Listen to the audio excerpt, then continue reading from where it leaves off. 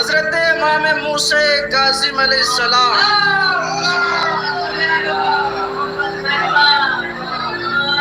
اہل بیت علیہم السلام میں وہ درخشاں ستارے ہیں جنہوں نے صرف کائنات میں عبادت و زہد کو پیش نہیں کیا بلکہ اپنے علمی اور حکمت موتی کو انسانوں کے حوالے پیش کیا جس کے ذریعے سے انسان رہنمائی حاصل کرے، جس میں امام نے علم کے مقاصد کو بیان کیا کہ علم حاصل کرنے کا مقصد کیا ہونا چاہیے۔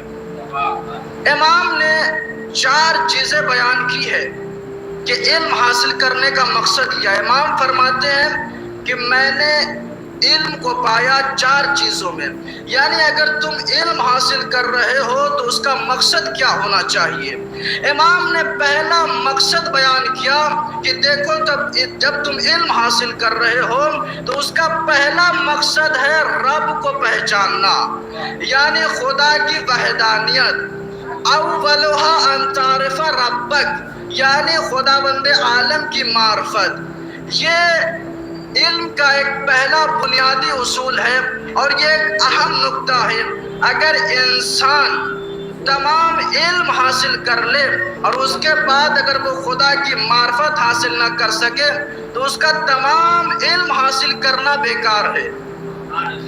خدا کی معرفت سے مراد یہ نہیں کہ صرف اس کے وجود کو مان لیا جائے بلکہ اس کی عدالت، اس کی رحمت، اس کی قدرت کو دل و جان سے قبول کرنا، یہ معرفت الہی ہے۔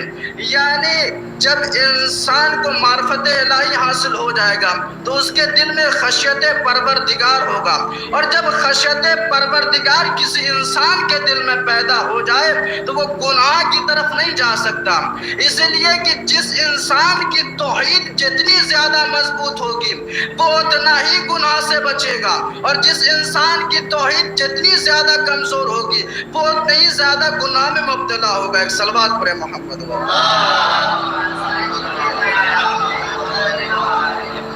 وہ امام نے فرمایا کہ علم کا پہلا مقصد یہ ہے کہ تم اپنے رب کو پہچانو، خدا کی معرفت حاصل کرو، توحید کو جانو۔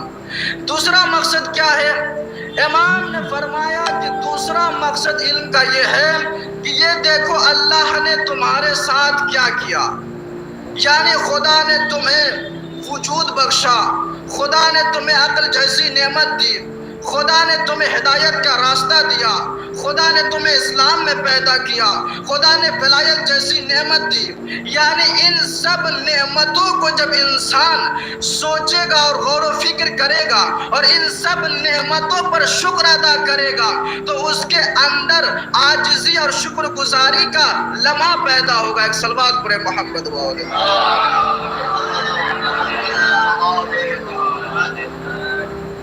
تیسرا مقصد علم کا کیا ہے؟ علم حاصل کرنے کا تیسرا مقصد یہ ہے کہ اللہ تعالیٰ تم سے کیا چاہتا ہے، یعنی تم سے کیا طلب کرنا چاہتا ہے۔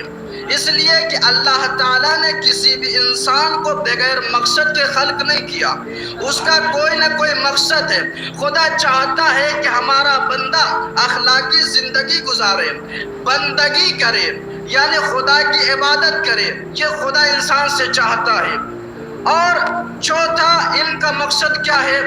چوتھا مقصد یہ ہے کہ یہ دیکھو کہ کون سی چیز ایسی ہے جو تمہیں دین سے منحرف کر سکتی ہے، جو تمہیں دین سے نکال سکتی ہے۔ تو مطلب عقائد میں اور عقیدے میں جو چیز، اس لیے کہ صرف عبادت کر لینا کافی نہیں ہے بلکہ دین کی حفاظت کرنا لازم ہے، اس لیے اپنے عقیدے کو بچانا۔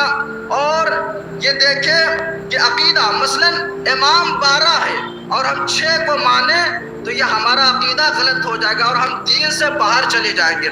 امام ہمیں خبردار کر رہے ہیں کہ علم کا مقصد یہ ہونا چاہیے کہ تم اپنے دین کی حفاظت کر سکو، تم اپنے دین کو بچا سکو، اس لیے کہ ابلیس بھی عبادت کرتا تھا لیکن خدا کے حکم کو نہیں مانا، وہ دین سے خارج ہو گیا۔ ایک صلوات پڑھے محمد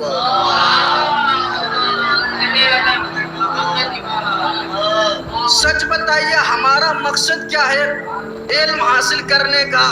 कि हमें शोहरत मिल जाए, हमें इज्जत मिल जाए, हमें दौलत मिल जाए। लेकिन इमाम क्या मकासद बयान कर रहे हैं कि जब तुम इल्म हासिल करो तो इस इल्म के जरिए खुदा को पहचानो, इस इल्म के जरिए से जानो खुदा तुम्हारे साथ क्या किया, इस इल्म के जरिए तुम ये समझो कि खुदा ने तुम्हें किस लिए पैदा किया, इस इल्म के जरिए ये समझो कि तुम्हें कौन सी चीज दीन से निकाल सकती है। वल्ला अगर कोई इस नियत से इल्म हासिल करे तो उसे अल्लाह जरूर एक दिन शोहरत और दौलत जो भी चाहे, इसलिए कि जब अल्लाह किसी को बुलंद करना चाहता है तो पूरी दुनिया मिल जाए तब भी उसे मिटा नहीं सकता। एक सलवात